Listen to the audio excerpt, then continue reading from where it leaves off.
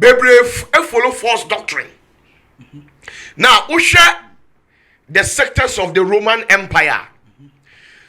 Ubon say amu doctrines and omu bibiano. It possesses sun deities.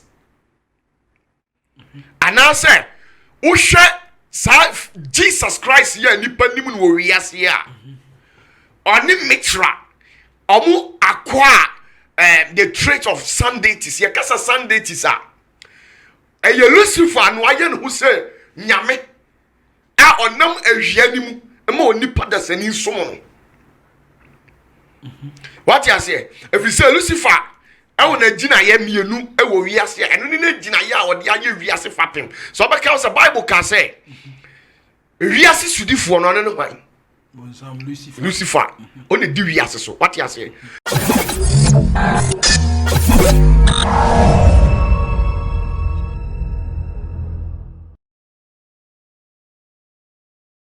Right, abusuafo mo bibia kwa baba Kumasi online television. Aha, na ye fiada ensam na doso. Kofuku ofie ha asana the CEO. Then the boy watna se otna na konya kase enu mu se dia. Ensam no ya toba sa. Abusuafo ni nyina wo ha. The senior prophet, aha, ono so atna se. Prophet OPATAFOUR wa wura fie ha ma enche obewura studio ha ma hunso gyegina nim ho ne mpayifo bi di nkomo enche kra obewura ha sa na ye senior pastor Zenith pastor Kofi Sof Kofi enso wo ha o production team no anas o se afie o se OPATAFOUR hira no no so ye ediye na me aminu yaketwa ro de minim di no de ni so so wa ma me mboni di enche ebeba abusafo mumiantie we mra ewiase na hokwa ye bai wotamfo bisa yen huhu yade kwankro bi da wo so wafo a woni won si so nyina ye yejaw adwuma a wafo nyina ye nya sika no nko ye bia na ye basa sika wodi wura wadwadie mu nye kuma enso ni nyina hye wo pe huhu mu bambo wo pe se wugina wo sika na wadwadie ana wo se huhu mu ha oben emu wani ngu sa ha yi mu bia so na efridi efre ene na ye bisa se ne fakwa bia so ne he ye chechiri ade so aso wodifo nti yemfa ni nyina nkoda wodifo OPATAFOUR wa the zenith of the heavens gathering ano odifo yi awurade de ne saka no pa enti se ba huhu nsam dia o ye yurampim asiedu ono na pata huhu ntokwa bia enti ne ye friend OPATAFOUR osofo ana wodifo a wo pa huhu nwosra ade aye awurade adwuma ye odifo OPATAFOUR akira kwan na obeye hia ye nam fra 0540770896 ana 0206566150 odifo OPATAFOUR pa kunchira na sibra na kwei wo wura pasachia wo bodomja kan chire brechire hunade sa wansan antwerebu na afaka bonsu jampantudu mirikisi pantampram katachie basa yiri fiado yewo mu awurade difo wo yo OPATAFOUR ampa o adwuma. Right, ya mobi bia kwa aba.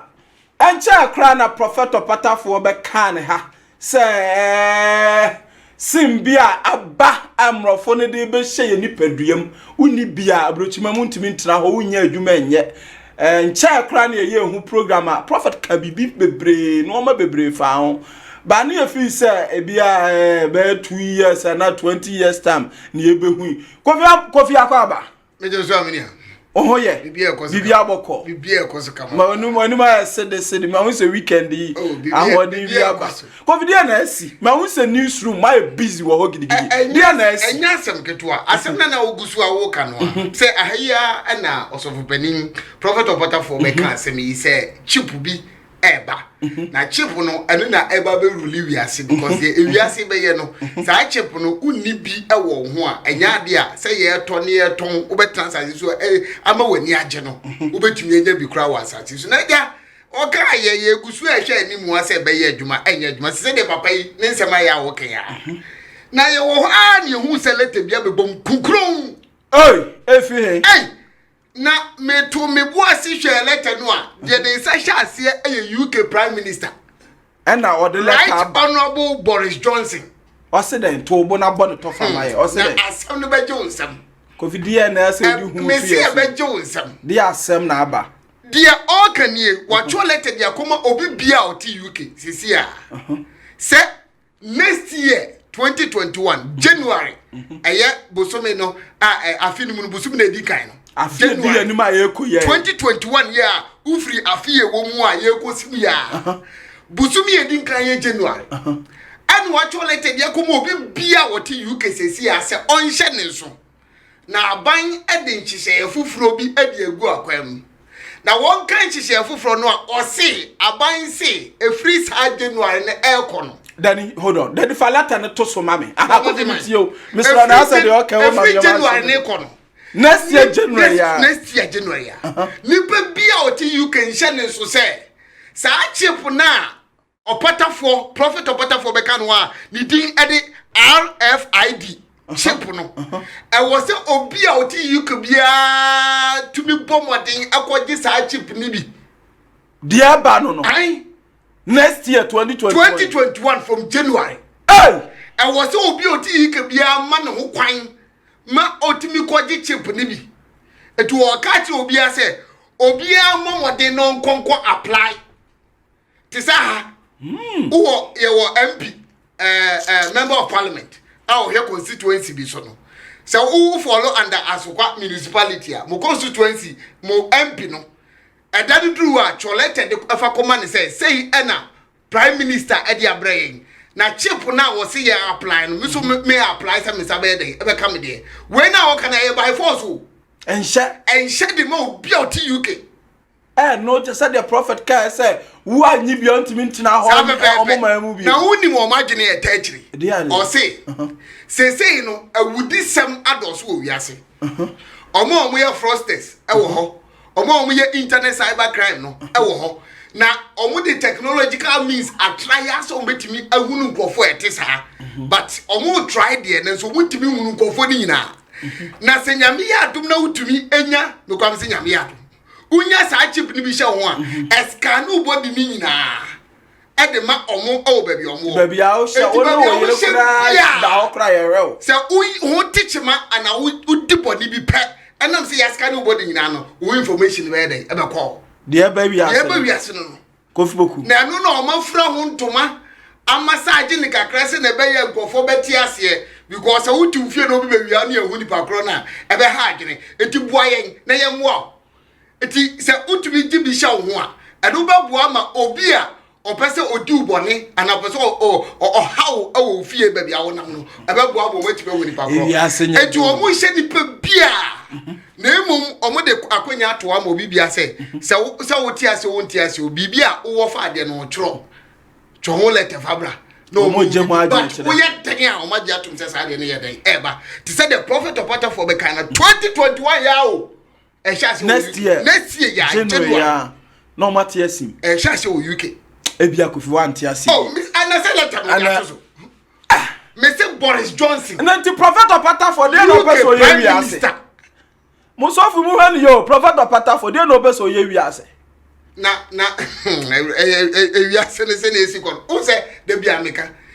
se obi ka se mi firi Nyankopon chembe ni na Nyankopon ka se ya ye mfa ni agro dia basu wo wi UK for na agina mu se o mo UK na agina tum so mo wa we sare ah payini na sign o you sign na dey ni say me say right honorable Boris Johnson da ba no mo yes ah ye o mo ye we 9th June na say June ye wo ya usumia Everybody who ya mobo and no issue this letter and the citizen be our UK as a we na eba no you free na kwa the UK for ina bo mo 2021 January o GB wa nyibia chip no and no wa nyibia na we na o adwuma nye o adwuma be wan e ko fo adwuma o be to wo he na o be to de kofoku bia o ba ka na sol ko na mro I ro se but ewiase entiase se Nyankopon ni mrepa mu no oyi obi si wo e de ma wiase na eno ene yenya prophet OPATAFOUR a ono na Nyankopon nam no so kasa o kan we da ba nje you anas we mum fra prophet mra nje you but ye ene yenya ho le kofi mo fra no mra anas mo anas ntwe mra na me de e na nru chi abeka asem na no on wa call Orlando visa na ye lockdown yan ka beka say prophet OPATAFOUR ko ra ha ko ye ku bi also lockdown is obi e tuba as on Boris Johnson go be hey I ni bring some ya see there yo. Asemu. Kofoku me da say pen ka we dey try say. Prophet OPATAFOUR we on wura ha ne ento aso. Abusa for twa ye ba esi a.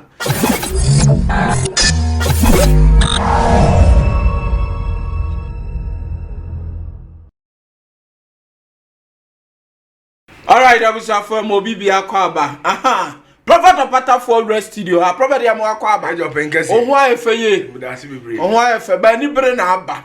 Ensam no doso ebi bo aba so ebi so ya ni bere. Kesi ya na kofoku free newsroom o rest studio ha. Na de aba ne say the last time on here be can sim cheap bi e de be she ye ni paduam. Okay. And I see UK for the aba latest by next year January. Omo implement it. Prophet tia say ye ho adwiri ya pa o. Prophet OPATAFOUR uti bibi say ya wo be ka asem bi say na within short time ukura UK kura menya sure say wakọ hoda lockdown be so kura plane bi entu ni maka say ya wa biti ko akadani kura be ka na ko ba say ya prophet wo be ka asem just January year be yan 2021 omo be implemented prophet OPATAFOUR one thing I was in the bia hun say ade free nya me nsem bia ye ho hwenye yi se nyankopɔ ka sese ya obede na me metimaji wanchinye ntina ya mkacho so say menya type wa me rush e wo nyamedwuma ho me wa abotre ma nyame asem and nyame nkasa ya is very hard for me say me ba out say me be preachy because I'm not that type to me ka asem na so obi mfa ya na me hwe ni sia no say say nipa we and am painful say we wonya chimba sa na de ni ti o enti we adan ya beba and we all must embrace it sa de na ba na de ya ba de asa na awiye na eba no awiye nyamba prophet OPATAFOUR awiye nyamba yo bibi we ya wo say aboa na gina ya oji a woni heaven ni twaka oji bia say ya ka the bible ni bible aka na nipa egu abrochire so hwa ya busia wa anyi bi obeda wanya adwuma no na your choice nipa na o hwe no ni choice you can decide to accept it you can decide to reject the RFID radio frequency identification na wo wanyi abeda wanya adwuma say no na we say it's your own choice yeah simo opa beji opa wanya dey na wanyi a wo ya det na omuman and na me kire say your choice o ni mi tuwe mi choice am ni te Ghana mpapere so yi mako UK onko it is all too free say wo nye dia so otu aya simple menye matu to anyway what you say na wo ni bibia prophet e ba say nyame mie kwa ma ne ma obie kwa obebie ni say o se maka me ntam se me awurade mefifa me ma efira manamam ade wo se oni pa bia edition ni tirim no onu nyame na aka ni ntam se obefa ne ma baako edu mo efira manamam eti ensohwe ne amane bia beba bia onu nyame de waye nhihye de ato ho no ma ebeboa ne ma so ade ase enti se bibi se koba mimi se mu agya ne so anu me mfa ho enso anu ni ebisa wa won ka ho asem yi enna kramba ya ayi fueye ya na asese enso anu no na ho nsem te sai o se de prophet OPATAFOUR ya ba di agisi e kopa enso anu ni bi o me mu agya ne so anu ye so pa ya fase a so pra wada because afase don vanya esi a oba ne nso anu wo ho oba ne nso anu wo ho eja ne de o na ho kronkron de o miensa ne ho nsem te sai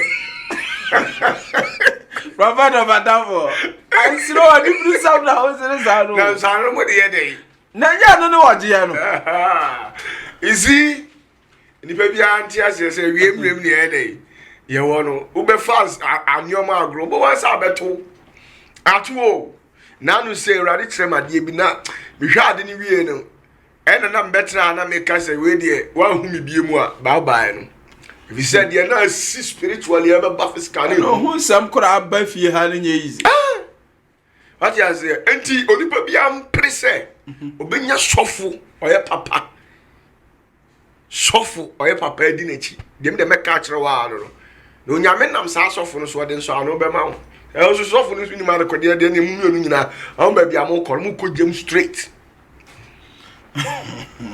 observe prophet OPATAFOUR na maten nka no prophet and some no doors we dey sesia no be bom anope ya na ye tete ho kakra na dey buy last week oba ye fake Jesus e wo ha e program yi so na fi se me ye program ofie ha me hu program ya ma edom payifo atitira boy abaso se program we da wow there was one some now the buy no a GP some o.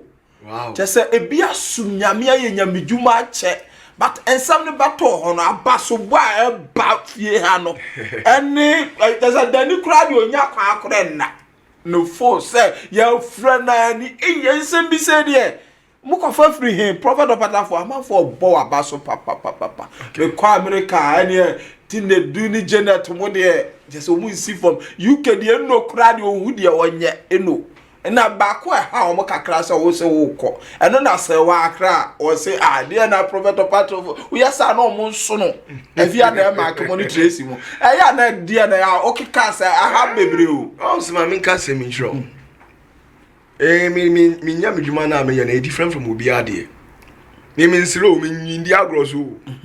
Me ma wo se so bo se masere a ne okwabena ne degem. That is the man, that is me part of. o sira no bi enya amane Me besere wo a. Na se asem kese e ba. oh okay na said bibi ba na o Bi ba na me sere. na said nipa me be die mia na o sere Onipa ba be die mia na se wo bọ kokko na wa amfa. na said ndo e o de Eye me sere. me ka se bi obi die mia na de obo jeso Da bi da. So kwabena ne kwamnam otomnam sei.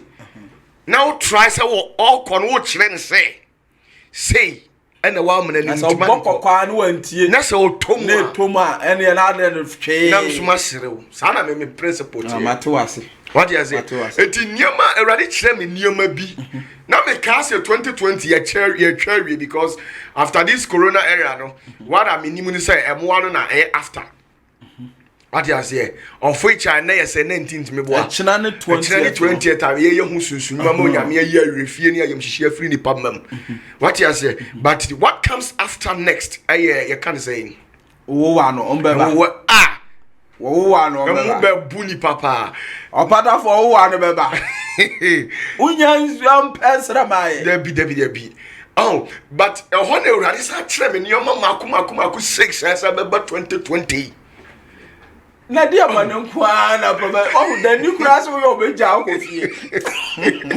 oyo obesole akofie dia banen wae mama kas secret dia nko go class dey and you maku 6 and ebebe wiase after say corona shire ba kumpo debi san you ma 6 no enu na urade bie so kire me one me kan ye me hu wie na afa me call door say nka me free wiase and na wo kasa wo call me call unimi ahwembi ne call why because once me mbre na so me mbre na ya ben ma tro say eno so kra no do me cry makra say one oh ma me eno so niska ayaka no blue ska it's not about money na nyasa me call because wie wadwuma wane ka kire o eno so wie na all the friend sika nko a ka kira nse kofi ka kira papa say sika no hia on kan emre niska na ja me come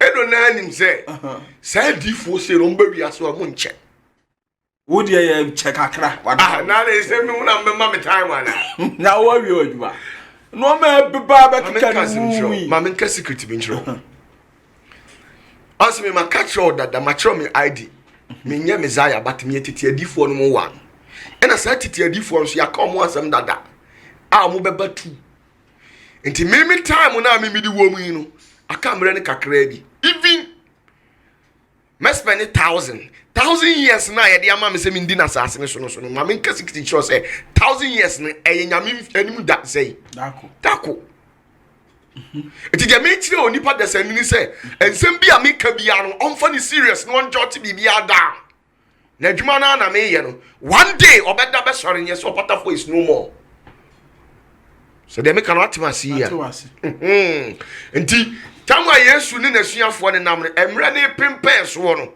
na obo mu kokko a o man tiase se mra ne be asose yi woni paba ne ye dey emma obo hu kokko obo hu dawuro saa more than 6 times ti Peter kura de no won tina se why adentina Messiah no ekeka sansem no until say later on is see no unaware and son mu say say na Messiah ne ye dey e patre enti mi madwuma na me ye no me nya prophet bia just like that o na me nya obi amaba wi ase me be preach no me preach me kan Yesu Kristo adi yensem na kai Bible no so be hu omo kan Yesu Kristo adi yensem omo ye tu pe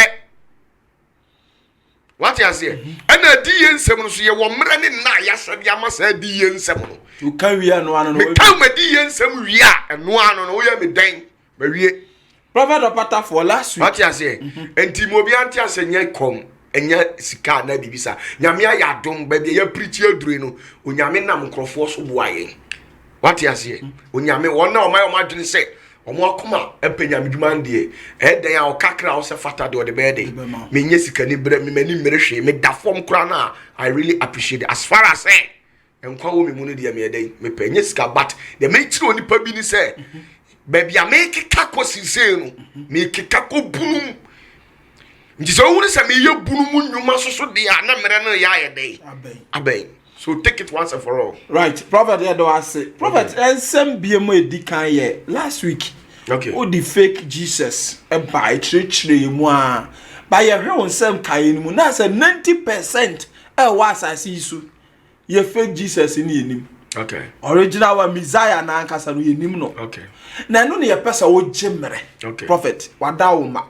The obeka ye ho adwiri ye pao ye hu se ye hwe ya ye die ti ato ba bi kura e me agenkwa no ba bi a gemere na kire ye se ne fake Jesus no wo sitie na akwan sitie na sa ba gemere na papa Messiah no so no ma ye hu se ne ositie ye dan wo wa moa ye nya de ye be to ba ha ye asase no so ye hu he no anse ne na mu sa the prophet wada wo ma fake Jesus no me ye hu se ne ositie ankasa.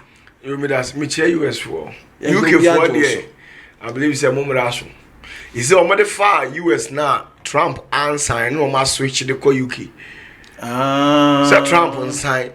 Okay. Tip on side. I understand the tip on my own side. No, o ma twa for UK. O ma switch the ko UK. Ti wa mo ko try hon so a. And it's a UK for far.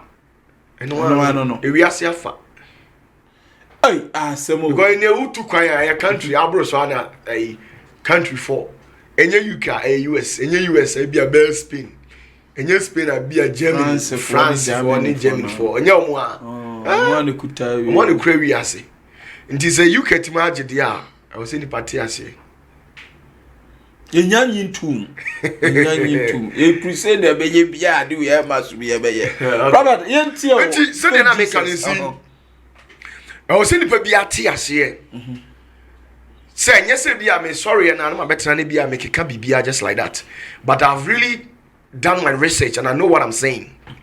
Fake Jesus Christ, and a real Jesus. Or yet the living Messiah. So, but the issue is, Omunyuma say, so what you say, Omunyuma say, enyo obi na betimi a church no pa. Ubedi fake one nechi abrawu nyankwaje. Now yan shade mi. When you transcend into the transcendental plane, because a transcendental plane is a place presided by only Lucifer. No principality or being is allowed to enter.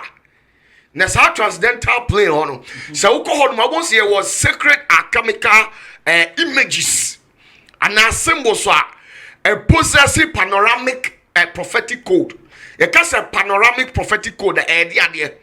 And your infonic picture.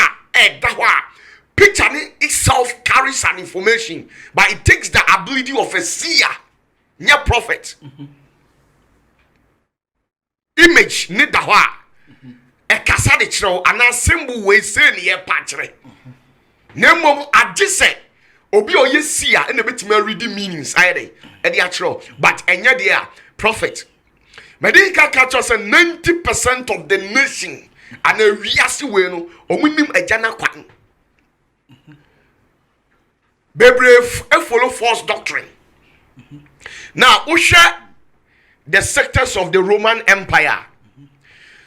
Ubon said, Amu doctrines and Omu Bibiano. It possesses sun deities. And I said, Usha.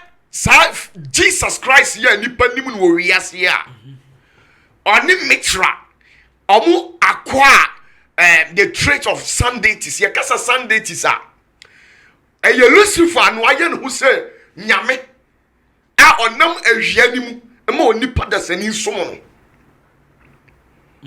What you say? If you say Lucifer, I want to gina ye mienu e wo wiase eno ni na gina ye a ode aye wiase fapem. So because the Bible can say wiase sudifo no no kwan. Bonsam Lucifer. Lucifer. Only di wiase so. What you say? Now yan sha there. Now once the Lucifer esum ni bi ba ko e wo wiase. Me be se me body ba me kire mu a wa ye very fast no. Obeti sa so nkro na me patche na se. Now esum ni ba ko wo wiase o mu leader at the age of 9 years. And Lucifer turning himself into the fourth of the Shamforas. You can say Shamforas are there. Shamforas no omu 72 angels are. Omu no Nyankopon suma omu mo mba wiase a omu na be liberty Israel for no. Edu omu free nkwasum. Now sir 72 angels no. Lucifer so appointing a board of directors. I'm see 72. I'm see from Shamforas. Shamforas no. I'm so abasasi. I'm osisi. I'm see adwuma. As Shamforas no, the fourth one no your friend Elimaya. Now sir Elimaya no in the form of a star. Star. Yes, or it is a star. Or appear spiritually or it is a star. Now, or it is a star into Lucifer in his own wisdom. And the saying who said. Say Messiah ni be wiase a eyen suruma and be kire ba bia wo if you say obi anim say Lucifer o yesia Lucifer hu ade die good enti a Nyankopon ka say yema yani na ho say aboa wo no it is because of the seer ability of Lucifer so hu ade otimi yes Lucifer timi perceive information go deep ehu de ebesi otimu sa wo ye boshe ba akwa ye wo na ba wiase de sie no obeye na wa counter wo di nka wo anim what you say any otimu say we de nka wo ba wiase mfaso obi ama no so nti we de munye ni sei what you say o possess such ability it is said ya sa leader no clot of blood e wo di na yamu no see ya no ana Lucifer timi hu say we or the bibi say the ba wiase et Lucifer take the image of Elimaya and we blending no and we blazing through the sun eye ewia no ena odi nam ewia no kasa kire sa no leader no what you say eti otare what say ensoroma on say Messiah no di the bright morning star and the Lucifer so see one your friends say bright morning star what you say now answer Messiah and instrument in free east. And a peer ye betray, sa the three wise men. So what you say? Sanas Lucifer dictating who say, I deal with saying that Messiah ni life ni be. Into also yet the same counterfeiter difference behind him. Papa. What you say? Anybody didn't catch now say, quite many of us you Elion. Adonai, Yahshua Mashak, and no, you can't say Yahweh. Yahweh was a name given to Moses by Wanyame. It was a covenantal name. Tell them to say Nyame frel. That's how you know frel. Omao apam din. Or the mouth. Or the mouth say, "Una unkwana yede freme." Into most say the onya yeah, covenantal yes. Okay. What you say? Good. Now you shall there. It is a leader no. Onu so no. Elimaya no. Awo yes angel no because leader no nim say. Say Lucifer himself so pick say Elimaya no there. Leader no be hunu say. Spirit na on ne kasa no. Eye nyame ehoho because that angel Elimaya no ye nyame bofo. Ontimi leading it there astray. It will take you on any image, on any form, or transfigure you on any form to send so my star. And I oko pie free east. And our mass highly done say. Sally Dano, the covenantal name. Our de mass highly dano. And you didn't say on frame say. No mom, almost see a sorry. Almost for many in east. Almost pejo many shot a Rian and Solomana Ebaro. It you, prof. And that was a covenant. And how are Lucifer a deceiver leader? No? What you say? Now, it is a leader when no almost sector no almost influenced by Lucifer. Also Lucifer Nigeria dey too. Yeah. Nigeria they are violent. Also Lucifer is violent because he wanted to rule the heavenly realm through pride and arrogance, and who are successful man and were taken by violence. What you say? To trust him. Now, Oja Nigeria ye one. And this is our leader no sumu. And in Nkrofu ebedi na chinyina. Oja violence. Adi jao. Adi simu. And then I understand so the end Nigeria de. Asemo prophet OPATAFOUR. Meet you. What you say? Ena ochire omo kwan ye omo nsinye. It is a covenantal name no the man leader no. E man leader no the bar out no. Blah blah blah. Me meka. Odi anka ja ho no na. What you say? Blah blah blah no. Now sa Elimaya no. Onya sa Elimaya no sham for us fourth one nyo no a. Oh, okonoti from the 16th ray.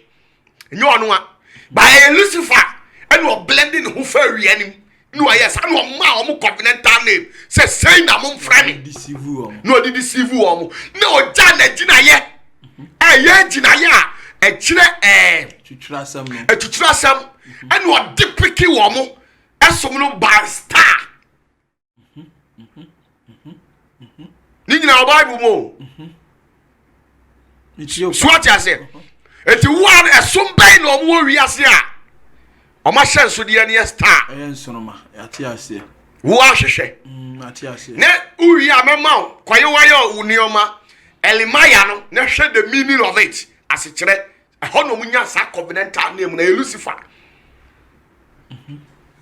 What you say? And now enti oriye sa sector ni wiye ya wo capture ho no. Isi omu nyina follow sa Lucifer abadwen say ye de ya. Nyame kronkron ba Lucifer no mu di na chi. Say enye eja no enye eja no. Eja no fa na gira yem fa wiem. Onam nsurumam. Odi obeba ho ba bi eja ne de ye fa nyina ye be mo achi. What you say? Eja no fa de yem fa nsurumam. Ene Nyankopon ka kan chose kokutu na sorry peja wani fa hwa nsuruma ansa no wo mi da. Ti wo mo ye se ni nyina ayira. Omu nyina. Prophet OPATAFOUR. Asemo wajai ba kun ye be hu papa yi. Ya bro.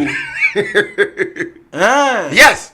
Dom dia chire. She audio. Da nanom pencil. Me, your friend me say. OPATAFOUR. Me nkasu obi si o. Me na me say. Me say. That name na ekura wo mo no. Eye name it coming from Elimaya. Or you're the fourth in the 16th connotation of the 16th ray. I a friend Elimaya. Name on my own din covenantal name. Our sister star or a star. No Lucifer Pejai. Minkasu obisio. Through the sham for us. It's you. What you say? And to na Lucifer so switch here. Do a search here and will call the empire that time. So Roman Empire na ne ho. And Lucifer also blazing itself through sun. Through Ariano. And what the children will say. Onu ne Messiah no your friend Yeshua Mashiach na Jesus Christ na mo believe no. So onu ne Messiah no. No children say onu ne Messiah no.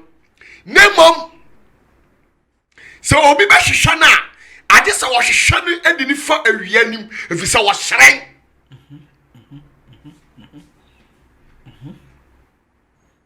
so what you say obi ba hwehwe Messiah na Jesus Christ ya nyina obi apa na chi adi ni dia ade se mo hwehwe no di ni fa efiri awianim efi se ono wo se nanim hyeren no te awiachi mi wan so eja ne de enya awiamu na ase dabi what you say it was a prophet enti ehono yewo panoramic prophetic quotes edit pictures so at the time I try say when na mumfanye image and tell we as say we ni Messiah no se wo hia Messiah no ana Jesus Christ na omo de na ba wiase na or possess some panoramic prophetic code be at see break him out as a code no hwe Jesus no omo Jesus no hwe na tiko say ya ubo so omo de ade a eyete se awia ade a eyete se awia no omo de ato Jesus na chi ena da so no mo hwe no mo hwe ni ye ena omo de ato Jesus. Oh, okay, round na awia na I say good.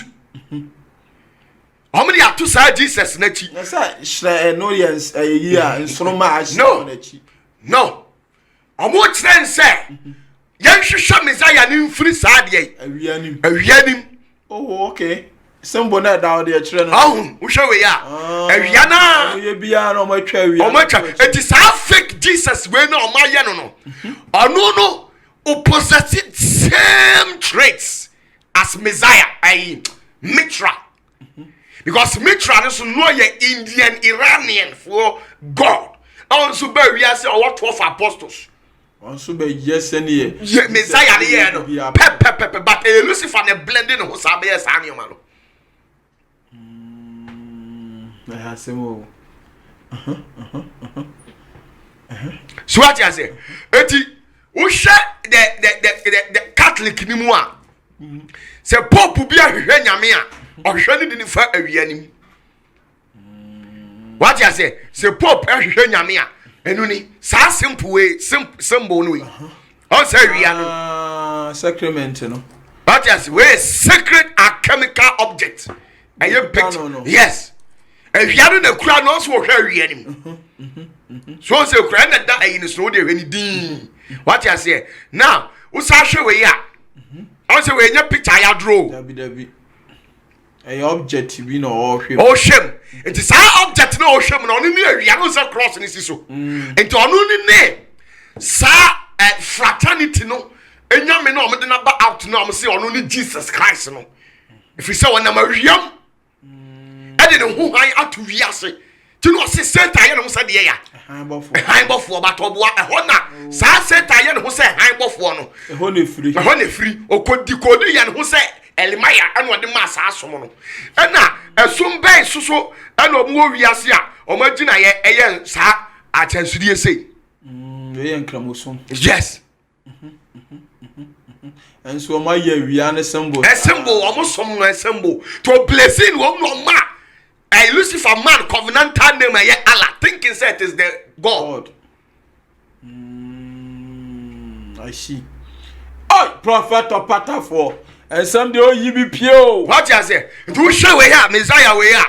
I said who Papa say we na the compass. I treat you no. So what you say? Who show the way you sit here? I say omunyina no panoramic. Aviani the domestico. Who say why you two? She said two kitano. Who say two so kurano? Sa two no ye na gina ya kese ye wo wiase. Eno no fake Jesus Christ no. Eye som kese ye mienu e wo wiase. Eno no Christianity and then Muslim. Yes. Two na se chire no. Oh, okay. Nti na gina ye mienu akese tu odi esi wiase. Nti the world the enka under normal circumstance no enka a Muslim bia no ana Islam means peace. Asundue. So Muslim na say no. Asundue what you say? But does the name reflect their attitude? Asisa kakra. They make what you say. I'm not against anybody. We are all learning. Yeah, kan asisa. Na insane kra na eja eno ma bi first in the nje kra. Ba ye odi emfensi wa. Dabi me try wa de we kramani bia no wo hwe wa ne bubefu. Min ka say. Ayen kire na ye. Sa metewase. What you say?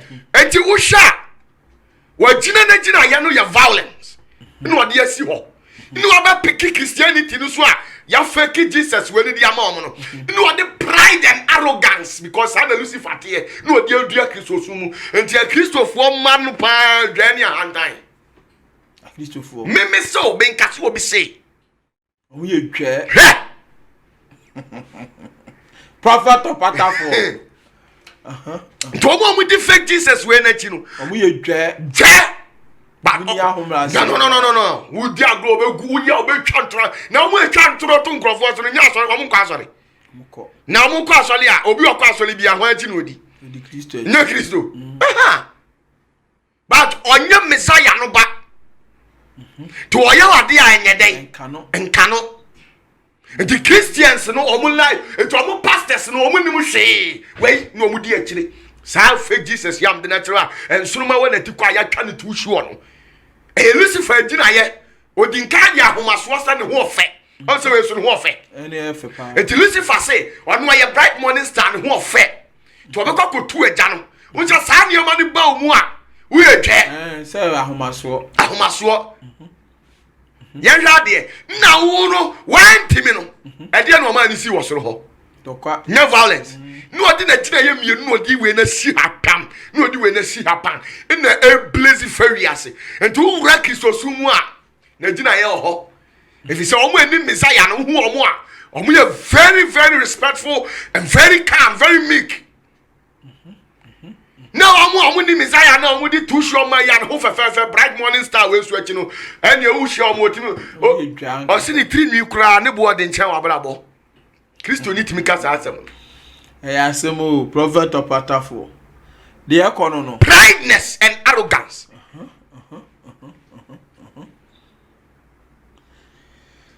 So what you say it will shut before says images way ya nkyere wa obetima decode and it dey say panoramic the hawks are and the real yes we are a panoramic. It possesses a prophetic code. It takes the ability of a seer to interpret it for you. Yes, we show we are the same thing. Now young share sadi we better know who say we chire bibi sacrament in sanity say pop no or shame me boa okay or shame also is worship sa pepe.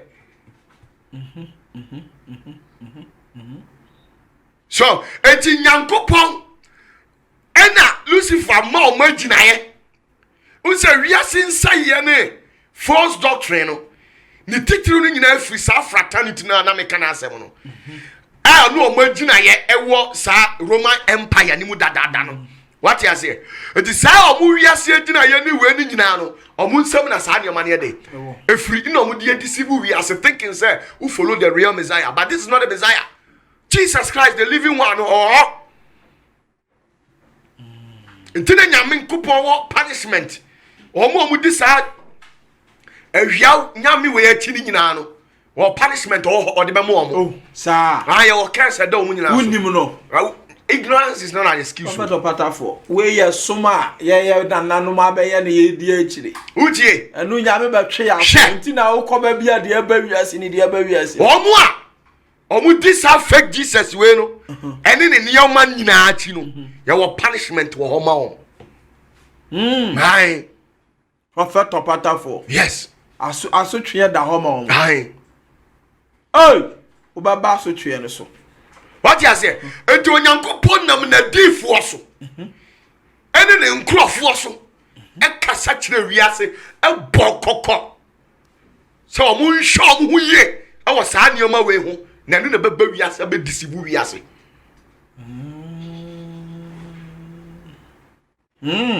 what you say enti ne nioma ne bibia no ene Messiah ne ye dey ese na we nya wa we ntiase nda bi se we ntira obi ani se awia de da chire nyina yenim da se na tie ofri awianim ofri awianim Lucifer na ye ne ho se han to se wa ye ne ho se han bofo the entire Bible cast and a possess prophetic code a panoramic. Prophet OPATAFOUR ubie ye ni o what you say eti omo share me patro bie Bible na me kire wade bi kofi ya hwe wadam share Ezekiel chapter 8 verse 15 na me kire o ma de bi Ezekiel chapter 8 eti watching verse 15 to 17 imudunum kosi dunso dunum ne say o ka kire me say tie o ka kire me say onipa ba wahunu obesani ahunu achiwade akese esini yenum tieni o se ma kire o de ba you see ade ba bia no kra de ye achiwade akese koso asase we so esini yenum esuni we mu nyina dunsia ana ode me ba awurade fie mu fam abenya ode me ba awurade fie fam abenya ne so na hwe awurade asore dan no awurade asore dan na che se asore dan bia se nkramodan yo Pentecost o hwan yo eye hwan dan awurade asore dan awurade asore dan ye hwe de e ko so ho yi enchono eni aforibuchia no ntem enchono ni aforibuchia ne ntem emerima adionunum ana wona emerima adionunum 25 wona achiri echire awurade asore dan won chi echire hefa awurade asore dan ana wona nim echire apueye wona nim chire hefa apueye brofo ye hen east meboa na east ne awia no epie firi hen east wa nya ho na firi esum be na omo wia so omo de omo so dan ani chire east na omo sum so omo pedi omo ani chire east kramusum okay to aso apueye ase anim chire apueye no omo nim chire apueye na all sorry owia no sorry de ya owia asimu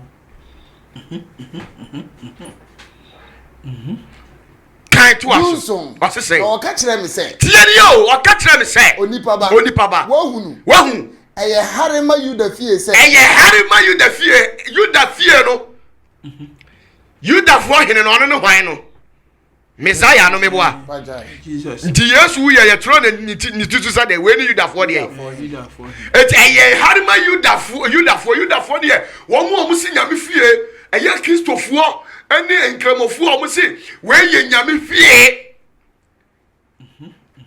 eye harema o mo ho hare to aso sasai se wode atirimoden erehye asase yi so ma ode atirimoden hye asase yi so ma na wasane abeduru mebo wasa beduru medie mebo ebo no esom be na omo abuo si ho no mu aye black omo twa ho hia okay to aso na hye wodi Dubai no eka won hwene wodi Dubai ne yeden eka won esom be na omo kato omo hwene no omo ni titem no omo hu nyina code na bie ni saa no password o unim gisa me kire wo yetio oso wa ya ne ho say han de yen bofo ase kire no me pa cho kan brofo na me kire wade bi wo e ba cho du no 15 no 15 no brofo no na ye ko ne saa no oso say then said he unto me hast thou seen this he was actually asking the prophet of that time, that is Ezekiel. Oh, son of man, turn ye yet again, and thou shalt see greater abominations than you will see greater abomination, which is far bigger than the one that you've already seen. 16 says and what? He brought me into the inner court of the Lord's house. He brought me into the inner court of the Lord's house. And behold, at the door of the temple of the Lord, between the porch and the altar, were about 520 men. That is 25 people. With their backs toward the temple of the Lord. With their backs towards the temple of what? The Lord. And their faces toward the east. And their faces towards what? The east. The east. Okay, then continue. And they worshipped the sun toward the east. They worshipped the sun towards what? The east. We so bufu mi na wa na umpe no kore. We dey senya bufu. We dey secret pa code na obi ebie maye. Prophet OPATAFOUR. Afi what you say? And some ho. 17. Then he said unto me. Hast thou seen this? Oh, son of man. Is it a light thing to the house of Judah that they commit the abominations which they commit here? For they have filled the land with violence. And have returned to provoke me to anger. Yes. And lo,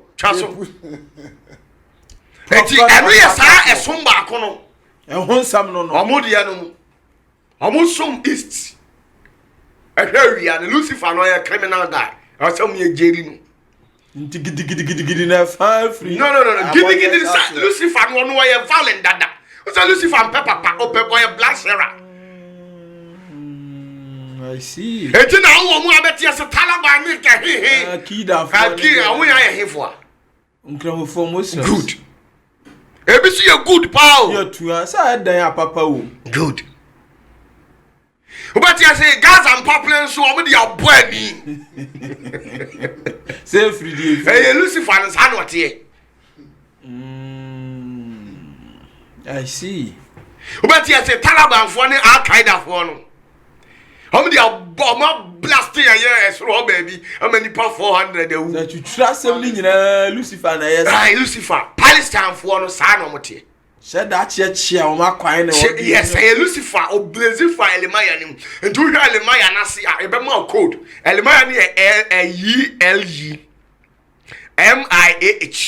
Elimaya. Or can't on the 4th of the Shamfurash. Shamfurash near 72 inches no really we are. And in the 16th ray, how no preside the effort. Now, the day pan Allah. The dino. Nti Allah na nya urade. No. Then you be who Allah. Tell me, then you be who Allah. Tell me, then you who Allah. How many free buy? Say jamimu. Dabi. How many free buy? Nkramumu. No, how many free buy? Muhammad ana. Good. Eti Muhammad, a covenantal name for Nyame no. Ene Allah no. Good. Oh, okay. What you say? You Nyame din fufuro be different apart from Allah. Dabi. Aha. Eti the covenantal name for Muhammad. Allah. Allah. What you say? Na Moses. Also covenantal name for Nyame e dey. Yahweh no. Oh, okay. Asi ye nyina ye leaders o. Fe no Matthias. Eti se Nyame frɛ wo na wo apam a. Je say asase wesu no wonfa na apam mani pa basabasa.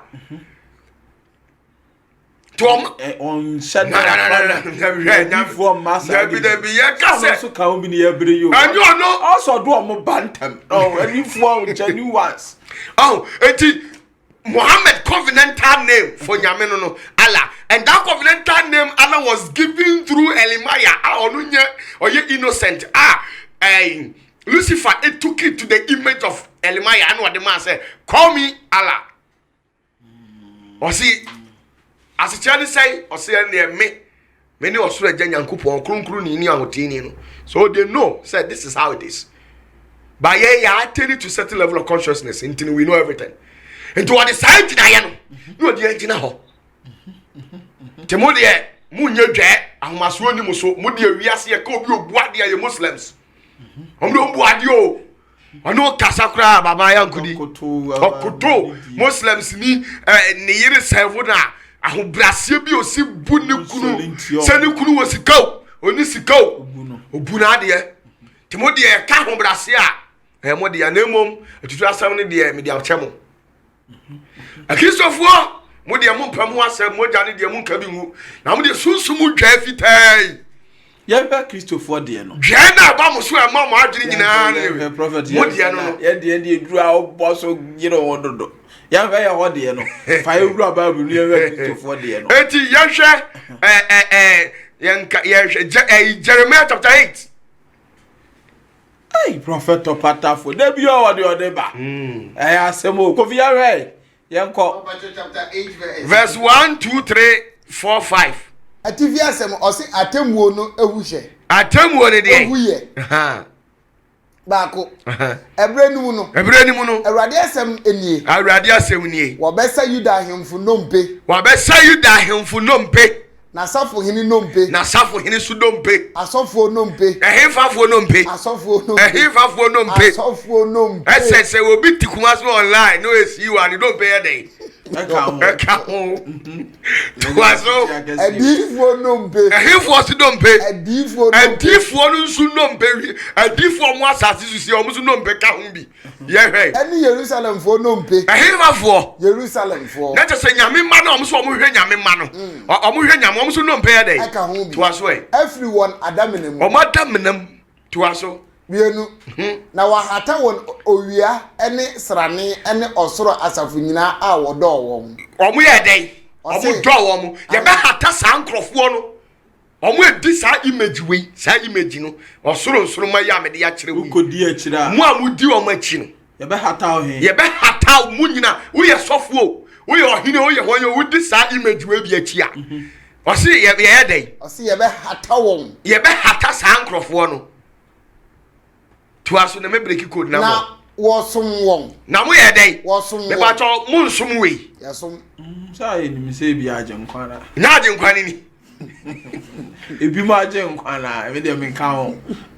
eti usum we ya ye be odɛn wɔsɛ wɔbɛ Yawe hatao. Eno na mpe hata koro na hwe no. o be so atakoro no mema kodu no to aso ɔsɛ na wɔsom wɔn no asum na wo wɔdi akyire na wɔpɛ akyire kwan na wɔsɔre wɔn ɛno anim okay okoto ye dɛn asɔre e wo manim so to aso wɔre mmoa no ore moa no na wɔre nkora no ore nkura ɛbɛyɛ sumina ɛwɔ asase ani obeye de ya sumina ewa he asase ani ewa asase ani nti se obi odi we nsu bia no yare nkura wo wo be ti se sumina wa asase ani na me kire wase to aso miensa na abusuabɔ ne yi mu enkaye a wɔbɛka nyinaa bɛpɛ owuo asenangwa yes abusuabɔni mu abusuabɔni no Ese as be papa ya busua no. abusua we asɔre bia obewura mu a we mbi twia ho bia no eye omu ya abusua wo se church ye family Yeah. etu Zenith is a family eti se wo wura Zenith family ni mu a na so we bi wo hɔ a omu ya abusuabɔni to ɔmo bɛka nyinaa bɛpɛ owuo asenangwa nti omu nyina bɛpɛ owuo na owuo ne ye de ya me kire wase ye to aso wɔ baabi biara a metu wɔn mekɔɔyɛ no ba bi o etu om kɔɔ ye no asafo awurade asɛm ni asafo awurade asɛm ni aso on bɛpɛ owu asene nkwa adentia on bɛpɛ message a emu ɔha na yɛ ntoro sister wo bɛkɔ America na sia wate cause awurade mo so wo tiplem na plane itu esu Ani na Christopher pe. on bɛpɛ no ma wo se boga bi di ring bi show na wo fie fu abo atwat ba masafo ahwe wate owu boga ikuru oba wari so okobu akum so okora de wunim owu na ompe ba nkwa de yempe enkodi samwe na emu ode no ebe ma ne kra efise so ohunu no kra na onye oje ma ode ya okra eno de Jerusalem fie for Juda fie omo mpe da nemom owu nsam na omo de omo pe na ye be hata won hata na nyame be hata won no enu ni ye nkoi Ezekiel chapter 8 sa ko hobiem ye ko hata asofo no eni CEO fo no se menye CEO ntimi ni problem Odi ya nche ya hwe hata na adu fie so sa. Ezekiel chapter 8 wa bie bibaja ko 18 ni ye hwe hata na ye hata wo mo no 18 ne se menya mawre ho mu awerɛkyekyere yes makoma aboto ɛwɔ me mu Ezekiel chapter 8 verse 18 no okay ko Ezekiel mo Jeremiah hwe ko Ezekiel Kofi miss. I say ago mpanya mi o Na pressure no so ma no. mpanya mi Open na pressure no so. 18 ne se 18 o say na me nso ti o awurade se ono soso medi anibere so misumi de anibere pa medi na anibere so mani rini ho adona mu amusum sa nyame we mu ni sa ne ma nyina ono nyame na ni ho adona da na me hunu mmɔbɔ mu sa nkofo no mi hu me mobɔ na wɔde ne kɛseɛ besu aguma mu de ni kasie be ye den ebesu aguma so mu de ebesu aguma so mu de na nso mintie mintie hata ebe hata wo no ntina da bia wo yesofo a image we bi kura obebo mpa yenso na yale da so obebo mpa yenso nya skada na me bia ni ba bia obehira wo da bia ayo oba wo pa wale obekọ from paibo to paibo unya wale da obekọ sofo kura sa ba yo is a banker CEOs be bomb pa yenso mu nyame da nyame se omba na so sei entie wo mo ntina ya na utaka asem bi na ya me de so ye sugu nyame so aso mfie Ese ni nyina ayi we. akwa we ntia kai 18 ni mame 18 ni bi o se asesen na me nso na me awrade me nso so medi n'anibere so misumi de ani bre pa wo sugu me so tete se menje aso me mfiu aha mani rini ho adona me atwia ka se nyame tie ompa ba ne se so ware wadoye moa Aye. Wajo. waje okay to aso na me hunu mmɔbɔ me hu mobo na ɔde enikese besu agumaso ɔde enikese abɛyɛ dɛn ebesu agumaso mu de na nso mintie wo a Christopher no mu bɛbɔ mpa yɛ de nti papa ni mfi and one few because onim nyame a wogina mu broskoto ade tia there should be evidence and now 72 hours what the abroso are 7 days there should be evidence showing say we su yes papa na tie Prophet OPATAFOUR asemo nti amani huna Christopher amani atie omuko eyiaba panyan omunyina ewu eye omunyina akwa we papa no hu sa wudiwe na chana abufushi wudi wachi ntina na hu sa Christopher ni majority wo problem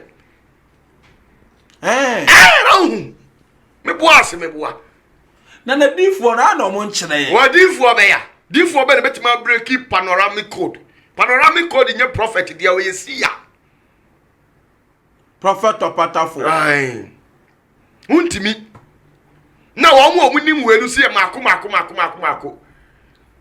me chairman say onim great man I salute you baby obi ondo onim we nyina ti sa ne ma tantanta ya sofo mpanyifo no dodo na ani ti ma me nkyira wade se wo kọ sofo ho na onim a wo behu ana hu na mo akọ sofo no akọ hu ono kura na print ne kese e bo ne ho ne ma woto a the tie da so ode ne nselfa na fuso ono so obo mpa ya ma ba sofo ne yale o fa etire ho kodum na aduro asemo Prophet OPATAFOUR me kanya me asem atere wa o se wo time Prophet OPATAFOUR o time is I o time aje nkwa time and time sanity oh etu omo am di na chi na ya hata wo mo ntu be ko watch nine omu gu ase na omo da awurade ratatata rababa redede rabasisi obi abro tons and otum some point na ya freeze we the war ha he ha omu nyina hill obekọ fie no na de kunu ja no afi kra na issue na afi na ni kunu bunu kra onya mercy ma no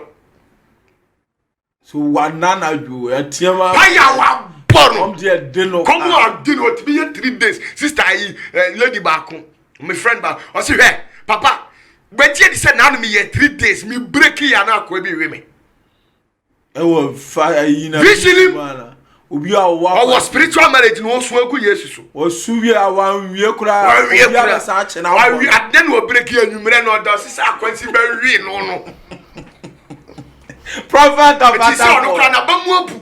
The nanu teaches here by na bie nani oh Jesus wrong Jesus no na but so all your fast so ko fa yesu kana na no the bo se no down oni ni wie o hwem sa na urade humbo urade no okotu kotasi okotu no oyese pepe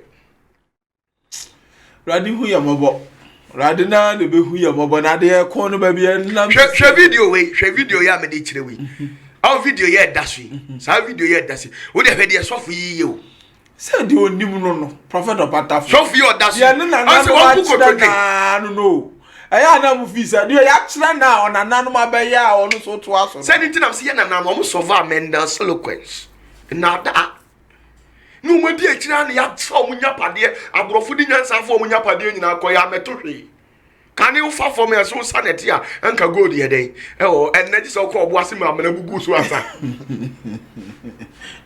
semo amja for Prophet OPATAFOUR na maten ka no wo dey hwe video here dasui wo hwe video yi komi a wo bo sofo a osum ai odi Yesu aboho ni dia obato ye no so odi Yesu aboho na Yesu no so no one painting black or painting white dia wa betoro no prophet ono de obato ya no odi akire enti sawe nu ubedi akire saa ni obi abodua no sidia disam kwanto akodane yasam odi akira no obi ahwimu kunu odu ko malam ho odu ko komfo na watimi ayama achame wukunu ankasa ampa so kunu obi gino na oda so kura bible na bie mati ho na oda sete nka koma luku kura se oda so mati esi awo wonya den enu na me tell say the world Lucifer has deceived all the people in the nations of our world. What about for Matuase na. Afi what you say yi. Enti wow, say me kase 90%. Afi Matuase o 90% no Matiase. Because when nyan chirichiri we dia enye easy say obenya te otene ne obenya otene ne ohutini no. Dia agura ba yira sisi ya. Enti eya wia no omo ye den. Omo sum no. Wia no. no omo somo no if say Lucifer dia ye gina ya divert to obia agene I divert to omo agene already hu yo mobo ntu omo wo sa code na deda so to won hwe ya wonye dey uhu da ntu onsa ukai sa ayi a quotation ya kan ye Jeremia ho ya also say you the fearful o ka sofo ka hemfo wan ko bia so mu nyiro obi eso no obi ani na momu no samre ni turu ha be hataw to bompa ya na push na nko you get no ntina obi wa so many people believe say Jesus in your real ti go so switch no agi na duro no ko ba bi no ye na asori if you say we di Yesu achi ama stro kache no we di Yesu ya chi ama mpompobo ne abona ma na no wawu hwese obi di nyame ati tuata je bibia so de bia afibia no we ko afibia no we ko afibia no we ko it tells you something tiani want na ho ma anya de yenkunu no afa ne baby no adjoin in secret court or ko ne baby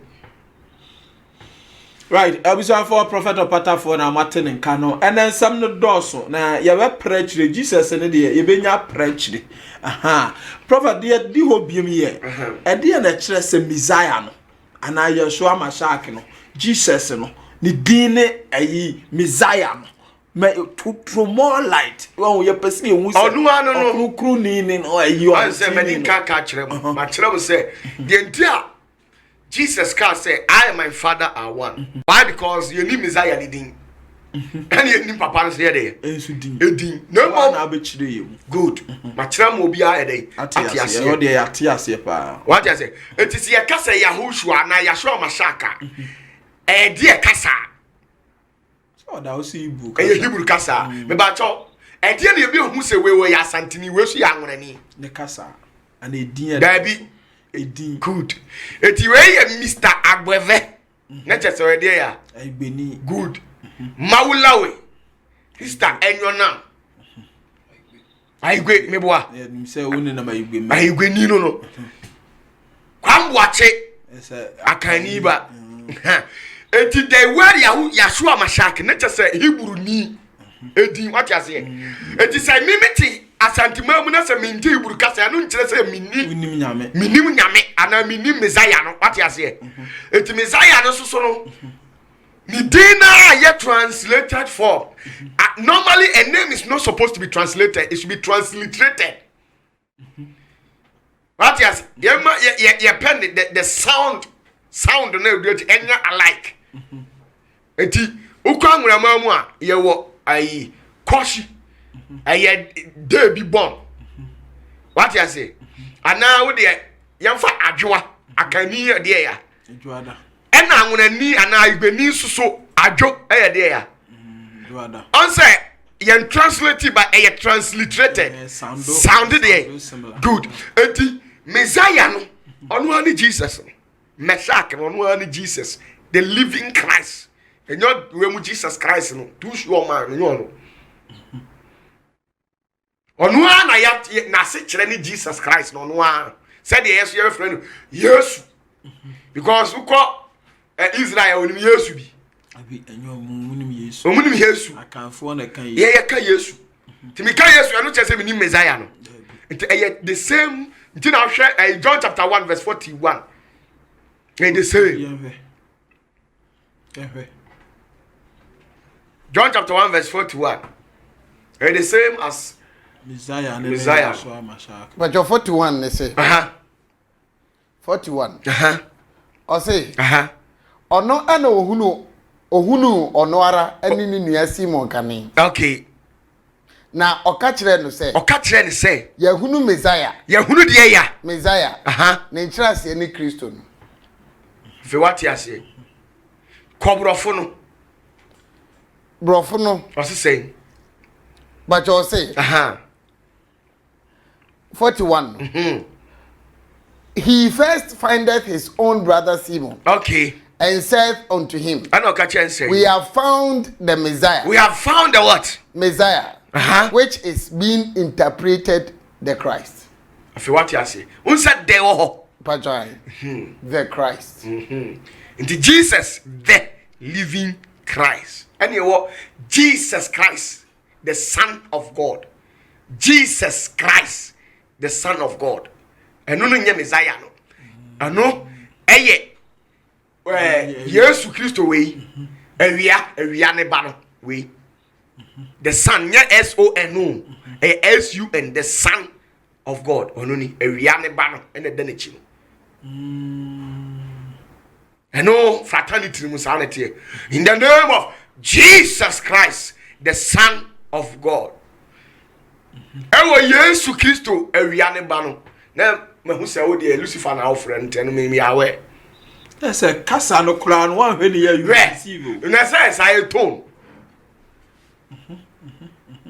and you in the name of Jesus the living Christ also ho Yesu otiase no oh those one we ni bibia say ti wo hwe ya wo follow we no na unim na hwe we no so wo hwe mi tiwe na me kasa mi ni Yesu ni akwa we ni Yesu ha na ye begina to ye begi o se wonye heavy we ni aye ne fefe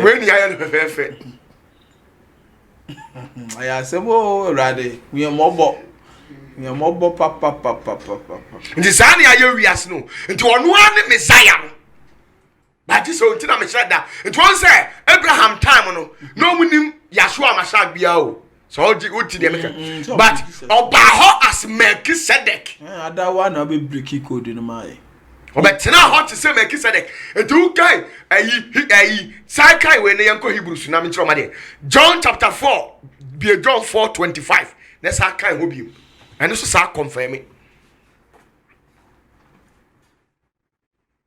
Russia hono 25 John 4:25 what say but you say Oba no say no say Oba no okotu Yesu subura no krase no say minim se Messiah wo frɛ no Kristo no onim se Messiah a ye frɛ no Kristo no eba onim so wate onu kra onim so agenkwa na eba na so oba ono na oba kyerɛ yen ni nyina ono be kyerɛ yen ni nyina kwampa no to busa senti de di adanse asa wo one Messiah aka 25 na wi eba try bro ne say the woman said unto him I know the Messiah cometh. I know that the Messiah is on the way coming, which is called Christ. Which is what? Called Christ. Not just a Messiah on one day. Christ no. Atuasi. Afei jampo na ko Hebrew 7 na afei mfa code ni tato. Na mi wie no. Na de ye body tata no bi akohwi. Hebrews chapter 7 verse 1 downwards to 3. Chapter 7 verse 1 downwards. Ekro. But you say, Atifia sem osofu pani Yesu. Osofu de pani Yesu. Tio, na te say Yesu ho asem no mo ye dey. Obeka. Na Yesu so ono no hwan no. Osofu pani. Enyo ono ne Messiah no. Me ba twan. Enti ye hwe obi a ye ka obi ho asem no bate osofu pani Yesu ho asem na eda so. Twa so. One o say. Na sa Melchizedek yi. Salem hene. Osurusuru Nyankopon sofo. Osurusuru Nyankopon de ya. Sofo. To aso. Abraham kukum ahene. Abraham kukum de ya. Ahene. Eno na oresane aba. Onu na ye dey. Na tese kama Melchizedek ye dey. Eba. Na ma tro se Salem sa so kire se peace me boa. Good. Na tese it's not a place but it's a description. Yeah. To aso. Na onu na esane aba. Onu na eba no. Okoshia anu shira. Okoshia Abraham tuya tight e shira no. Mienu. Enso Abraham anu ade nyina so ntutu. Abraham anu ade nyina so ntutu so dudu. E kire se. Oye tenene hene kane. Oye tenene hene ye dey. Kane to aso. Na enu akiri so. Oye Salem hene. Oye de ya. Salem hene. Ase kire ne sei. Ene asumdue hene. Wan ni asumdue hene? Kristo. Enye Kristo no. Me ba try. To aso Miensa. Oni eja. Oni de ya. Eja. No na eni eja. Messiah no if you say the Messiah me pacho me manyim wo ba. Na wo akwakofa aware no. Sa akwala na ehemu no. Biologically wo ye wo ba. The Bible says say akwala no ofa ye funda dansa na Joseph ye dey. Ekofa nti akwala na se Joseph ye mu no. Ne ba. Na sa Jesus ba. Enti we su Melchizedek wo onya dey. Oni eja. Enina. Oni de ya. Enina. Enti Mary enya ne maame te wo kofa abonua bi begina be ye se we nie no Mary ka bi maame a wanya na Mary kro hu ne hu anu no abeka bi ama on de wakle atiase pa to aso eni awonto to aso oni de ya awonto to aso oni any generation Wait me akoka say Nyankopon ne wofa bi efre no panyin kwa me na. Wait me akasa. Obi nim Nyankopon wofa. Obi nim ne maame. To obi anim Messiah no sa no te obi anim ne maame oni wofa. Oni obi a Pati sa kwa bi kika say Yesu wale we obo down. Ohun Yesu we. I say ne ma of France. Ne ma he. One day me be obo down. Na kwa konfiri nyame de no nya we tira ma me ntira mo. Me nkasa enko chiri ma me tira say onu no oni nyame ayede no ko hu say Yesu no girlfriend. Kwa wo ya ne Master France. O se Bible ni mo kotu fu. O kotu a hefa na Bible hefa na Yesu wa yire. Oni yire ba me kire mu leta ma obi ate ase. Na ntanyi ntum da. Sa girl no am friend Sarah. Am see Yesu ba girl no. They make kire mu leta. Mary Magdalene no one na ho. Woni Mary Magdalene an but secret bi o me kire Bible. Okay. And the other enfant na me pesa oba kan ho asem no. Woni na ho oba kan sa na makopia kakra nti wo de fancy wo. To aso oni na emfiti ase. Oni na de ya. Emfiti ase. Ye che obi anim say wo 1958 me bo a. Obi nim say nyame ye wo 1958. Ne che say Messiah no so ye nim say Messiah no obi nim say wo 1958. Obi anim Pieni Messiah no ni na asase nti no say I my father are what? One. Number 2 Melchizedek. Nye nyame na bo no. Ti Yakubon won timi man ye precise date or the bo Melchizedek. Obetimi amaye. Na de ti no say Melchizedek oni na mfiti ase. Think twice. Na oni nkwan so awie. Oni de nkwan awie. We de clear. Melchizedek ni nkwan de ya. Awie. Na de so ohu de da. Wan ni nkwan awie ye. Yes, kwana. Enya Messiah no. Na ha na ede no. How to say? Na wode ne tutu Nyankopon ba no ho a. Wode ne tutu Nyankopon de ya. Eba no a. Ne ba fefe ye oti wo preach ya. Why dey? Oye osofo de rekoso sa. Oye sofo ye dey. E de rekoso sa. Good. Eti the Hebrew word na you know, your friend no ka ha no say a copy. Me ba cho ye copy of your picture. Me hwe anya wo a. Eti Hebrew word for the say ahumoya. Ahumoya ne say a copy. Melchizedek was a copy of the Messiah. Ahumoya. Oh, okay. Okay. I see. Sanity. Nine. Oh. To one also by Abraham town your friend say. Melchizedek. And what by a town was your friend say? Jesus the living Christ. Into one to be cut out say. Messiah no ni wa. Onim di okeka. Ono ani Jesus Christ. The living one no near what to sure man no na to sure man mo hwede on so be ye and am say we Lucifer nti hwede on so ye ya radio Matthew 10 be Matthew chapter 10 ko fi enwie pa no Matthew 10 34 na hwe you know 34 aye 34 o say Pacho 34 o say Musu say Muna mumutiri asisi ai no mutu sise mimi Yesu Kristo ya asundie na ba asase mi yadwudwu mi fefe mi dia asundie na ba asase so enya asundie na me de enam de baaye na me de die me de die nkrante shekan Jesus na ka Yesu o si wode die ya nkrante to aso na lebi wo kan ho asem to aso ha entraba na me meba mabe papa mu o be papam na onipa sore etia na eja onipa ye babem a onu o papa fu asa da mi nya kwala o ade o ka mi bru etin mi bru etin ntimi sham so size I know my right Yes we no na buy baba ma nkwala do say you your right oh okay to aso na obaba sore etia de na obaba so ye den asore etia de ti na utene tu abayo no fo a omfa now me I'm not a kid especially the big children dad I'm not a kid a man no I'm not a kid I know my rights I really love him so much you know I love him so much that's when you kwati ampanyi ni bia o so no kakra akwabe se mi ko sege we adwina ba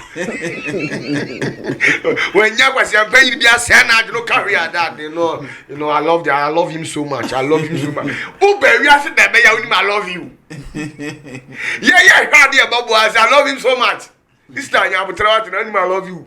To aso ha. Na aso asori tia da. Enti aso be sori enti nten ke bia wale obi baba. It's also be respect no. Kwa na aso mansu bi o mo twe no. Uhu ase wa ase no ase wa bona po. Ase be fu bi kan kacha bi ken constant bi no ade tifie ho. Why? If you say yes we ni say sa na oba wi ase be ye. Na hwan so na di sa na ma we ba wi ase nya Lucifer. Onipa a wo ti wi ase a wo tete nkrofo ntem ye. You know, it is there. It takes the ability of obi or divine wisdom to interpret the amount. You see, you have to piece it together. You have to piece it together and send when you have the clear image. Then there's a panoramic image. You need the whole but won't interpret it. Right, Prophet OPATAFOUR ye de wase why ade mo one hour kwaya mo atretre ye na ekono enye ketwa Prophet de di wie eno kra de beda ha last week but na say last week na unsam the doors nti ye timi am wanyi no na wa ba ye monitor ne ye nsole so obi bisa mpanfo no ba akoso mpanfo no we de na adwene na wa debate wo ho an wa to break ma say online say mo mi sam di for Prophet OPATAFOUR my say oba besia otimi gina otanim e kasa preachi eye nyamedwuma otimi de nsa to obi so pompa e pony deliverance oba atimi yes ade no Prophet OPATAFOUR adaoma oba atimi ye yeah oba atimi ye body deliverance yes oba atimi ye shankom tu ahonbone bibia oba atimi bibia sa yeah oba atimi bibia but the only thing is Onyame wo mra ne ahyede odi ama ema nyame hihye mra wo ye wo mra ne ahyede a odi ama ma wati ase unse Bible say nyi nyina ne ebewu yeah ebi mu de obetena sisi o mu da onka rapture ne be ba beto no okay no da so te wo ti say ye nom sa nse obe mu so na mbaji sisi samu amwa se mu no ene na ye de sa RFI me mle kakra be ko Nani hamani ode am pa ba bi fa ho nche nti se wo awu a anoma ntu a wogina ho ati ase ese ye ne be di ani no na be di mo ni RFI di chip de ete ho awejan mam ko home ete nante ode ma ye bi ati ase enti I don't know enti ye no anye obi an be wu obi o mu da obetena kopem ze nyame beba what you say na anybody be what perception be say and ma sem o mo want because obu ni nsa what you say say na bi mo adwen nti say na tie dia encrophobic doctrine say oba any rights or kase aso do ni kwan say obu ni da bi enye sa think twice say ni oba bu ni nsa de bia answer Bible say ni nyina na ye bewu eti enu se nyame mmra that time sa ma no omteto no omu enwu ya na ma de bi mu wo nsa se ni e bosomi ade be ba na ma nye wo mayo oho sa omusu ye de se ni I want to aso good ebu wo nsa enti sa time say obi ebu ni nsa that day na nyame aba no obekọ heaven wo ye papa obekọ ana onko these doctrines you throw it away yes W say near heaven ko we ni ugina so dem o na heaven everyone grab a vampire I saw down phone na nya saw down phone na yesi ha no Prophet OPATAFOUR nya butre media me ka ya o ka so down phone kai bi abuyama na meduma ya so down kama I saw that be no was asiso e kama ade be na firi odasani nsa no ba e kama manyame odi ya me pe debate bi ade odi ya me debate you ya so dan ya sisi wo fun we ya tititi mu we ani ya se hote na have ho no okronkron ni niti na ho no no de na atia no eno kra wo ba bu ni nsa wa ba ho na wo de wo ha de o ma on say it's not biblical when you think twice ki babu ni fa ba bia ni wa akasa obantimi nya na o say e mo oba nkasa wa asori fie nyabotre so onte bibia ase a onko busa ne dede a nikunu saasem na okan no code da so ene e obechirim code da so ye dimle so bad de ni we gira ota so me password da so yes ana nyame pa kire di akra be ya anso mu yesu no woni so odifo ba ne hira Jesus. Yes. Akani di for banishira no. Yet you would if you would walk a crack, trafa or cacrana me. Honey all the pa. Pesemi. Yeah. As abusia kuom odi for ba ana. No shire Jesus. And I didn't say kan Yesu. No you odi for ba wa ye nyamdwuma nyamfie 80 something years. Say ne no atwabra. That be na nyamteni nyame frɛ no muni nsa. Tell you dear so. That be na musa say nyame frɛ no muni. Wa ye nyamdwuma na afɛ obetwa bra. Nyame ko atemase. Sanete. Enti e wo mra ne ahyɛde o. Nyame de amama. So oba ni di so nko ade a. Onfum ye. Nyame adom timi ba no so obetimi abompa ya ma ye bibia. Enti wabu ni sa o kasa nyame wa nyame mfi no. Enti you read Matthew chapter 16 verse 28. Kofi ya hwe ya mfa nwie som no. Matthew 16:28. Enti ha no dwene kwa akiri. Beba cho say. O se say. No kra me simu say. Tio me de no kra me so say. Nipa binum agina ha a. Nipa bebre wa asase su basi. Orinka owo nhwe. Wuda. Kosi se obehunu onipa ba no say oba na. Ohunu say. Nyame atemu ashi mu de mu na satam no mibusa say na ma na ho no na bi mu wo mo nsa. Yes wo mabu a nyame beka se mabu nsa ntemu de heaven amonko. Tini this is something we need to do away with it. Yasha there Luke 2 mpacho bonto Luke chapter 2 verse 36. Luke 2:36, Luke 2:36, Luke 2:36 to 38, Luke 2:36, 38. 36 and 38. 2:38, to 38. Pacho say. 36 ne say. Na odifo ba bi a wo frɛ no Hana. Odifo ba bi a frɛ no Hana. No owo ho. No aye de ya. Oye Fanuel ba a ofri ase abusuaku. Ofri ase abusuam se ho na kanfo ofiri. Wanyini na oware ne maba abrem. Oware de ye. Ne maba abrem.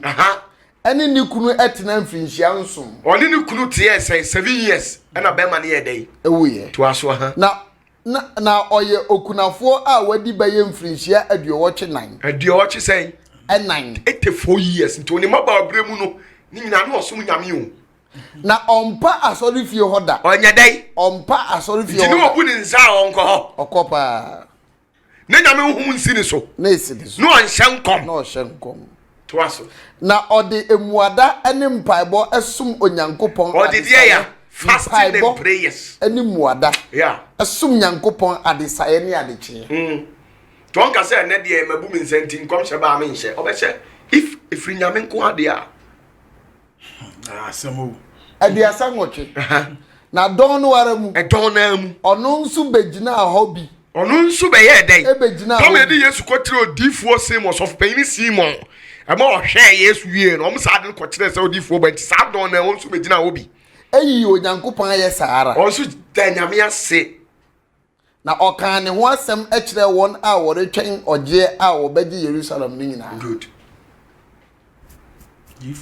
Odifuo ba. But what you say? Ndi sa we numu no some evangelist bi no a omu ni hunumu no ma hu se bi giregira kwa ho no mu preach di atem na oba bom pa ye ma wa taba wa adwo no toto twene a woman nyankyerɛkyerɛ papa say no tire ma set years am me bi am the example to ahu na mu a mo hwem na mo nwini kwa akiri o se nyu obi ahu die nyina na ebewu na bi betena se de ya anu anka say ma de omu nyina bewu na mema nko na ewu o so ebi mu nyadai possibility say ma de bi so nyadai sometimes so na bi so say ato so ade bia ya ne yire mu kro na dose ma na dose enta dan a Yesu beba na that day na rapture be sin that day na obi so ayede abulensa ti mi busa say nyame de ne be kwa na o ma ne nko prophet ya to ase etosu mu pa etosu nyame de ne be ko de ne be ko na de ne be ko na wo aso dan no kra no si ye nwura ho ne nyame ayi na nko ba no konti which means say nyame de ne be wura no ho de ya wo de ya no to twene tinkyerɛkyerɛ ni bi wo ha etosu ye so onim nyame akwan prophet OPATAFOUR na abusuafo nsɛm ne ya to ama ne na wayiyi ni nyina no pepepepe yamle na tia prophet dia na okay twa to de so obi bia esi de me ka de a kire ya one pe. You can decide to know all the doctrines in the Bible. Know all the biblical doctrines. Obetime hunu enkyerɛnkyerɛ ne nhyehyɛeɛ bi a wɔ Bible mu bia no aka sɛ mo de mo wi prako mo de mo wi aboa ne nam apai wo de wunyese but none of the biblical doctrines will give you salvation. The only one who gives salvation is Christ, the Messiah. So when who Yesu now who see me more damanya forget a damamon for uncle heaven. Na no so obi boy daman no so nche so so be ko bunsam gem. Na mom de oni Messiah no ono pe na benyu oje se oni Messiah ne de a sraw hwehwe na kira kwan ne na say ye de ya solimu ye de ye boye duku nti se wa moduku en de e ye church doctrine. I don't chase as asoli bisu asoli ba mo duku I don't chase one be ko bunsam gem. E ye church doctrine na wo mo duku na wa bo no nya na do be ko heaven. They do be ko heaven or say I am the way, the truth and the light. Jesus said a man will become saved only if he discovers the truth. That was what Jesus himself said. A man will become saved unless you discover the truth. So one discover truth in the air and they follow church doctrines. Then you never know do heaven. Timasali de yes and don't try so what's all your papa will be. No mom, we are one people and we are seeking for the truth. If only you want the truth, that is what I say. I am the truth, the way and the light. So know the ways of Christ. Know the light. And you know what we are saying. Now know the truth. Know the true Messiah from this fake Jesus. And know the true way, the true path, and that is all. Yamishra, Mechia will be Bia Baku. A lady be Wakra. Okay, me Casima Yadia Biama. Me refuse number. Meaning so already video. But more thing, send me WhatsApp message. Why? And frame me Baunyami. Me catch say, may I dear the amount, but I dear me mean saying young can. I feel I'm in Saka. Who sow seed at the mammy. But more than send me message. I feel them run as to send me the article in my why. But more than send a message. Me shall only pay be as of mammy a cry. Yamishra, why? Me that's be brand no bumper Israel many J. Abreza, soft Mama Eva. Me chia as soft one in Nara. Right. Me salutumo, mo boy Juma. Mo boy Juma. Yamishra. Prophet, yeah, that was say, aha, Mr. Jerry Jackson, France, Paris, at Rancunya Foire. Omni recommend or Prophet of Pata, Omu civil form. Wow. Professor Jerry Jackson. Jerry Jackson. And you say, Eugenie Dina, Obama, so true. Oh, so for OPATAFOUR, on the year, no, I cannot. What you say, any bad? On enough from one year, come to you, push your say. Now, Adrianis is your no video, nobody did. Wow. Oh, yeah, Chamo. Mr. Jerry, I salute you. Yeah, yes, France and so now, as I poke down for being in the Nama. Okay, can't say, I confirm. So, where you one crying? On I'm saying, Wako. Obi about down. Only Muslims who down board and so didn't. Mr. Jerry, I salute you so much. Michelle, we know Miami, Inshram, now, Mom, Obama, why do shin young couple. A dry na ubiara entiman fa ne sanka. Yamishra, Mr. Jerry. Right. We shall for you the ha. Danny boy, the CEO, and the hot and the hakakra, prophet in trainers, CEOs why you didn't know any day. Sana Kofi Abronoma on Swaka Bible. Sofu Kofi Sikapa, aha, zenes of paying, also by boy Jumadi, no. Anas, and paying for the go. Midin was say Kofi Wonder UK and Yahweh, Yachiam UK for Yami and Tomunka, and then 7 Tomunka. Young family see her, do be bye bye.